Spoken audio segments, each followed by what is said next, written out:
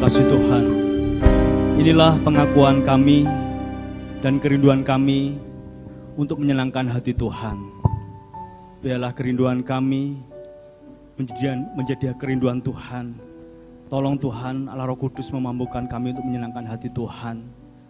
Untuk senantiasa boleh mengutamakan Tuhan. Kami bersyukur pada sore hari ini boleh bersama-sama jemaat Tuhan memuji, membesarkan nama-Mu, dan sebentar kami akan merenungkan kebenaran firman Tuhan. Biarlah Roh Kudus memampukan setiap kami, membuka telinga kami, membuka hati kami, pikiran kami, sehingga kami dimampukan untuk boleh mengerti apa maksud Tuhan yang akan disampaikan pada sore hari ini. Terima kasih Tuhan, kami sambut kebenaran firman-Mu hanya di dalam nama Tuhan Yesus Kristus kami berdoa dan mengucap syukur. Haleluya, amin. Silakan duduk. Selamat sore, selamat beribadah Bapak Ibu yang dikasihi Tuhan. Pada sore hari ini kita akan merenungkan kebenaran firman Tuhan dengan tema kita dipanggil untuk mengasihi Tuhan dan sesama. Bapak Ibu yang dikasihi Tuhan, gambar ini saya rasa cukup mewakili tema yang secara umum, gambar yang umum ya. Ya, kalau mengasihi sesama ya dalam bentuk yang umum itu ya memperhatikan yang tidak mampu, yang papa, yang terpinggirkan, yaitu wujud yang umum yang biasa dikerjakan oleh setiap manusia. Baik mengenal Tuhan atau belum, semua memiliki naluri untuk memperhatikan sesama. Dan kemudian mengasihi Tuhan yang seperti apa? Ya, seperti kita beribadah kepada Tuhan, itu juga wujud mengasihi Tuhan. Karena sejak dalam perjanjian lama selalu diserukan kepada Tuhan untuk beribadahlah kepada Tuhan. Memperhatikan hari Tuhan. Itu sudah suatu, kita datang pada sore hari ini, juga yang di rumah mendengarkan kebenaran firman Tuhan, itu juga wujud mengasihi Tuhan. Amin. Kita akan membaca di dalam Injil Matius pasal 22. Kita akan membaca ayat 34 sampai 43. Demikian bunyi firman Tuhan. Ketika orang Farisi mendengar bahwa Yesus telah membuat orang Saduki itu bungkam, berkumpullah mereka. Dan seorang dari mereka, seorang ahli Taurat, bertanya untuk mencobai dia. Guru, hukum manakah yang terutama dalam hukum Taurat? Jawab Yesus kepadanya, kasihilah Tuhan Allahmu dengan segenap hatimu, dan dengan segenap jiwamu, dan dengan segenap akal budimu. Itulah hukum yang terutama dan yang pertama. Dan hukum yang kedua yang sama dengan itu ialah kasihilah sesamamu manusia seperti dirimu sendiri. Pada kedua hukum inilah tergantung seluruh hukum Taurat dan kitab para nabi. Ayat 41, ketika orang Farisi sedang berkumpul, Yesus bertanya kepada mereka. Katanya, apakah pendapatmu tentang Mesias? Anak siapakah dia? Kata mereka kepadanya, anak Daud. Katanya kepada mereka, jika demikian, bagaimanakah Daud oleh pimpinan roh dapat menyebut dia tuannya? Ketika ia berkata, Tuhan telah berfirman kepada Tuanku, duduklah di sebelah kananku sampai musuh-musuhmu kutaruh di bawah kakimu. Amin, puji nama Tuhan. Bapak Ibu yang terkasih di dalam Tuhan, saya memberi tema di atas untuk debat antara Yesus dan orang Farisi, dan ini sebagai debat karena ada latar belakang sepanjang pasal 22 ini isinya debat antara orang Farisi dengan Yesus, antara orang Saduki dengan Yesus, orang Farisi dengan Yesus lagi, dan terakhir Yesus bertanya kepada orang Farisi. Nah, ada dua persoalan yang besar pada pembacaan Alkitab kita pada sore ini, yaitu pertanyaan orang Farisi kepada Yesus tentang, Guru, hukum manakah yang terutama dalam hukum Taurat? Yang kedua adalah Yesus bertanya kepada mereka, apakah pendapatmu tentang Mesias? Anak siapakah dia? Bapak Ibu yang terkasih di dalam Tuhan, sebagian besar pada umumnya orang-orang Yahudi yang mengikuti pengajaran Yudaisme, mereka yakin dan percaya, bahkan mengikuti ajaran itu dan memiliki pedoman dan sebagai pandangan hidup, diugemi istilahnya, bahwa Tuhan adalah Sang Pencipta. Allah yang esa itu roh, bukan daging. Nah, inilah yang menjadi akar permasalahan dengan ketika Sang Mesias itu ternyata berwujud daging. Ketiga, apa yang diyakini oleh ajaran Yudaisme, kesucian dicapai dengan mentaati perintah Tuhan. Perbuatan baik mendatangkan atau menumbuhkan, juga meningkatkan iman mereka. Dan mereka juga meyakini datangnya Mesias, datangnya Dia yang diurapi. Dan menurut mereka yang diurapi itu akan datang pada masa yang akan datang itu untuk mengumpulkan orang-orang Yahudi di Israel. Itulah beberapa ajaran Yudaisme. Mereka memilah-milah, menguraikannya Taurat itu dari 10 hukum Taurat itu menjadi 613. Sedemikian banyak. Sehingga mereka sampai kemudian ketika orang-orang Farisi bertemu Yesus, apa yang menjadi ingatannya, apa yang menjadi pengajarannya, mereka di dalam Injil Matius mempertanyakan, hukum manakah yang terutama?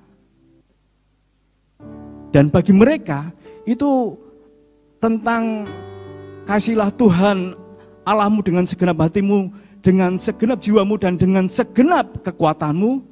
Juga janganlah engkau menuntut balas dan janganlah menaruh dendam terhadap orang-orang sebangsamu, melainkan kasihlah sesamamu manusia seperti dirimu sendiri. Itu sudah hafal ngelotok di pikiran mereka.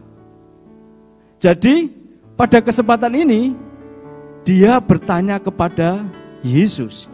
Jika jawaban Yesus tidak sama dengan yang menjadi pengajarannya, Yesus bisa dijebloskan dalam penjara oleh ahli-ahli Taurat. Nah, latar belakangnya adalah kenapa saya tuliskan debat. Biasanya kalau kita sharing atau diskusi itu dengan niat baik, tidak untuk menjatuhkan. Tapi kalau debat itu biasanya mempersiapkan materinya untuk menjatuhkan lawan, ya. Dan ketika di dalam pasal 22 ayat yang sebelumnya, bahkan ayat 14, dikatakan sebab banyak yang dipanggil tetapi sedikit yang dipilih. Nah, inilah mulai cikal bakal juga orang-orang Farisi mencari cara untuk menjerat Yesus dengan pertanyaan tentunya. Karena dia merasa tersingkir ketika Yesus menawarkan pesta di kerajaannya, tidak banyak yang datang, kemudian undangannya dibagi-bagikan keluar. Dan ayat yang 14 dikatakan, sebab banyak yang dipanggil tetapi sedikit yang dipilih. Nah, mereka itu punya keyakinan bahwa semua orang Yahudi keturunan Abraham akan mendapatkan surga. Tetapi mereka juga tersinggung. Saudara yang terkasih di dalam Tuhan, lalu apa manfaatnya tentang mengasihi Tuhan, tentang mengasihi sama manusia? Pengajaran Yudaisme dan kita orang Kristen juga mengerti manfaat mengapa kita perlu mengasihi Tuhan. Ya, kalau di dalam perjanjian lama mengasihi Tuhan supaya lanjut umurmu. Kalau kita tekanannya mengasihi Tuhan adalah beribadahlah kepada Tuhan, dengarlah firman Tuhan, itu tekanan-tekanan untuk mengasihi Tuhan. Kalau kita bisa mendengar firman Tuhan dan melakukannya, itu mengasihi Tuhan.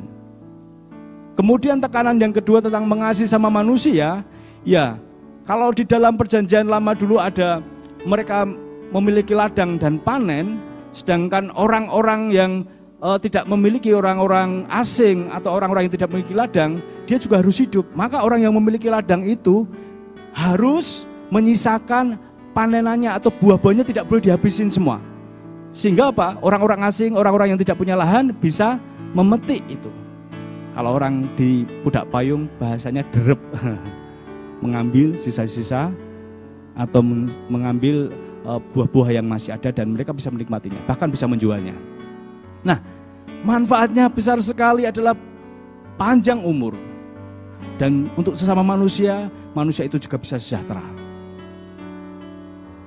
Kemudian ada masalah yang paling berat lagi. Kalau orang Farisi tadi bertanya kepada Yesus supaya menjegal, menjerat dengan ajarannya, supaya Yesus pun mengikuti ajarannya dan setuju bahwa hukum yang terutama adalah kasihlah Tuhan Allahmu dan juga mengasihi sama manusia. Tetapi Yesus ketika dia bertanya kepada orang Farisi, dia ada maksud baik, mengingatkan apa yang diyakininya, apa yang dipercayainya tentang kedatangan Mesias. Karena sampai kepada datangnya Mesias, Yesus itu sendiri, orang-orang Farisi belum tahu kalau Yesus itu sang Mesias. Sehingga Yesus bertanya, siapakah Mesias? Siapakah dia? Anak Daud. Mereka menjawab anak Daud. Karena keyakinan mereka bahwa Mesias akan lahir dari keturunan Daud. Dari tunas Isai. Mereka tidak menyangka kalau sang Mesias itu berwujud manusia. Berarti apa yang diyakininya selama ini, dia percaya kepada Nabi untuk nubuatan-nubuatan kedatangan Mesias, dia menafsirkannya gagal. Karena bukankah di Yesaya 53, di Mika pasal 5 juga, di sana sudah dinubuatkan tentang datangnya Mesias. Yesaya 53 sudah dinubuatkan matinya sang Mesias, matinya juru selamat. Dan banyak kitab-kitab yang menubuatkan baik kelahiran maupun kematiannya. Dan mereka mempelajarinya, tetapi ternyata ketika Mesias di depannya, mereka tidak tahu. Nah, saya katakan mereka hanya hafalan, hanya mengikuti ajarannya, bahkan seperti keagamawiannya yang diutamakan, tetapi dia tidak memahami dan melakukannya. Nah, bagaimana dengan kekristenan? Bagaimana dengan kita? Pada zaman Yesus, para murid sudah berhasil menjawab dan mengerti Mesias itu siapa. Ketika Yesus bertanya kepada para muridnya, kepada Petrus, siapakah aku menurut kamu? Engkaulah Mesias, kata Petrus, juru selamat, engkaulah yang diurapi, engkaulah penebus. Itu ungkapan-ungkapan para murid yang mengenal pribadi Yesus.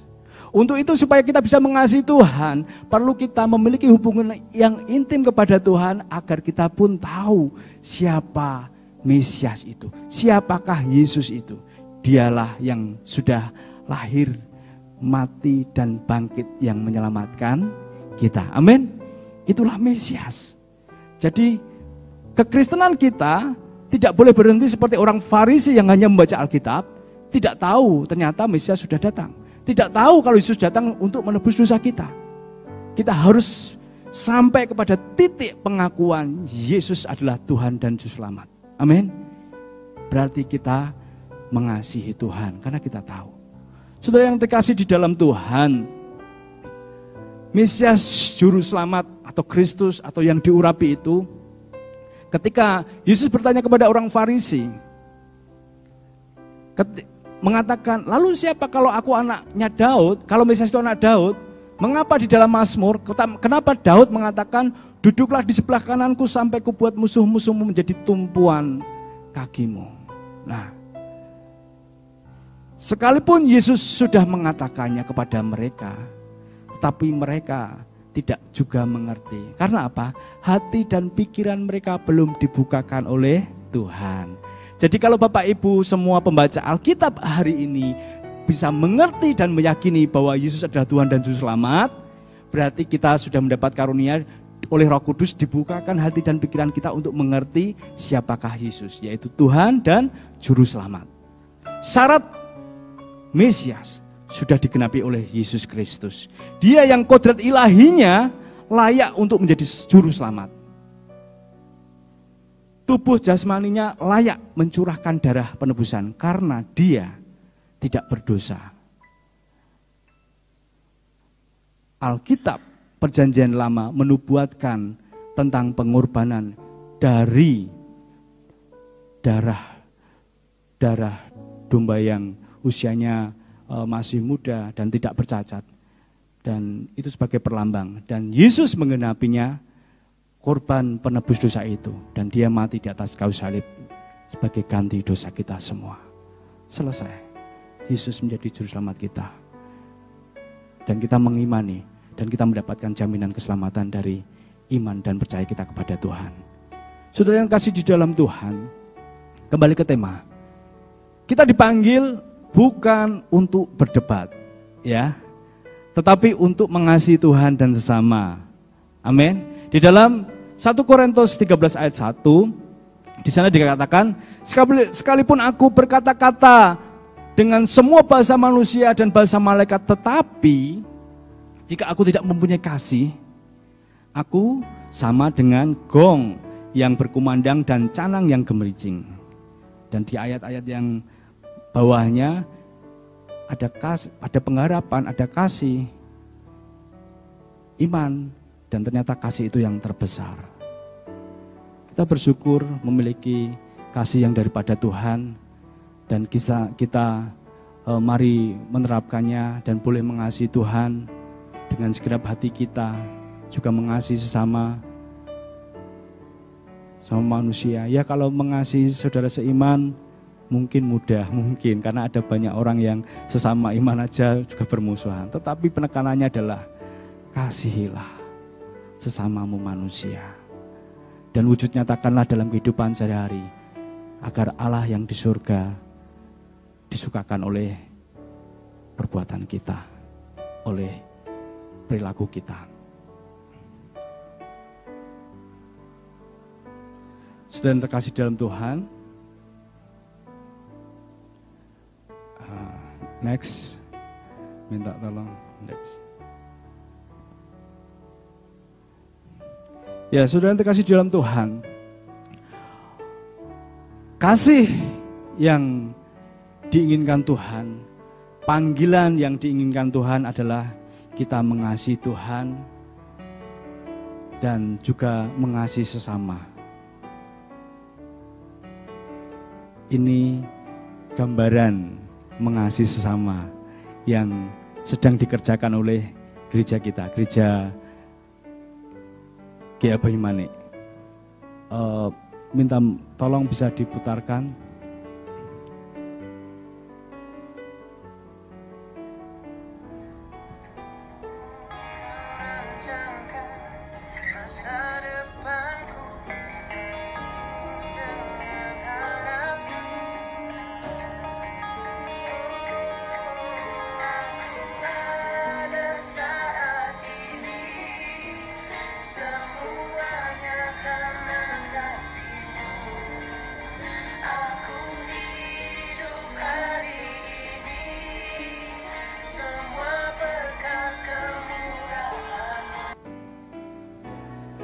Semua karena berkat kemurahan Tuhan, kita bisa mempraktikkan kasih kepada sesama. Amin. Ya, ini yang sedang dikerjakan oleh gereja kita, tim misinya. Kita mungkin selama ini bagaimana kita bisa mengasihi Tuhan, bagaimana kita bisa mengasihi sesama. Dan kalau kita kerjakan bersama-sama, bisa. Kasih itu harus diwujud nyatakan dalam kehidupan. Karena Tuhan pun sudah mewujudkan kasih-Nya kepada kita lewat kematiannya. Sehingga kita harus mengasihi Tuhan dengan segenap hati. Karena kita dipanggil dan dikuduskan untuk menjadi hamba-hambanya yang harus untuk melayani Tuhan. Kepedulian kita kepada sesama menjadi suatu titik yang penting bahwa kita belajar juga untuk mengasihi sesama.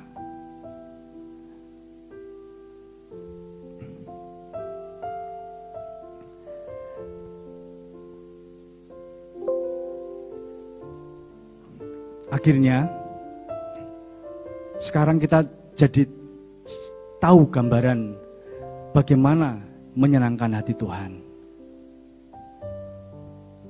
Tuhan yang tidak kelihatan itu ternyata bisa disenangkan dengan kita dengan tekun dan taat dan setia beribadah kepada Tuhan. Melakukan titah-titahnya, melakukan firman-Nya. Dan kemudian untuk mewujudkan kasih kepada sesama, kita bisa mengerjakannya. Ada banyak cara yang bisa dikerjakan. Oh, saya tidak punya sesuatu untuk dibagikan kepada sesama. Tetapi kita sudah memiliki jalur khusus, yaitu berdoa kepada Tuhan.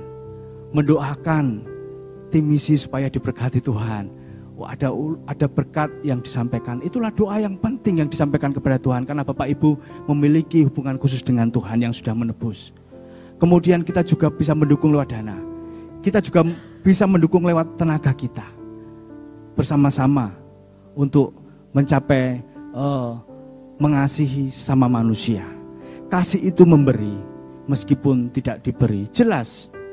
Kalau Tuhan Yesus alasannya jelas waktu kita dikasih Tuhan. Alasannya adalah kasih. Karena Dia mencintai umatnya. Dia mengasihi dan mengorbankan nyawanya. Dan kita pun jelas ketika kita bisa mengasihi sama kepada manusia. Alasannya adalah karena kita sudah dikasihi oleh Tuhan. Sehingga mari kita lakukan kasih kepada Tuhan dan juga sesama itu dengan serentak. Artinya kalau biasanya enggak, saya mau mengasihi Tuhan dulu dengan rajin bergereja, rajin membaca Alkitab, rajin yang berkegiatan agama. Tetapi menomorduakan atau bahkan melalaikan tindakan mengasihi sesama manusia. Atau mengutamakan tindakan mengasihi sama manusia, peduli dengan kegiatan sosial semua, kebaikan kepada orang-orang fakir miskin, semua diperhatikan, tetapi tidak mengasihi Tuhan, tidak menyertakan Tuhan. Itu juga tidak imbang. Karena salib Kristus yang vertikal menunjuk ke arah Kristus itu, dan horizontal menunjuk kepada sesama, perhatian kepada sesama itu harus dikerjakan kepada bersama-sama. Sehingga salib yang sudah kita rasakan itu, salib yang sudah diberikan oleh Kristus kepada kita itu pun bisa dirasakan oleh orang-orang di sekitar kita. Sehingga goalnya adalah nama Tuhan yang dipuji dan dipermuliakan. Amin. Ya mungkin sederhana, tapi perlu kita kerjakan bersama-sama. Karena panggilan kita untuk mengasihi Tuhan dan mengasihi sesama.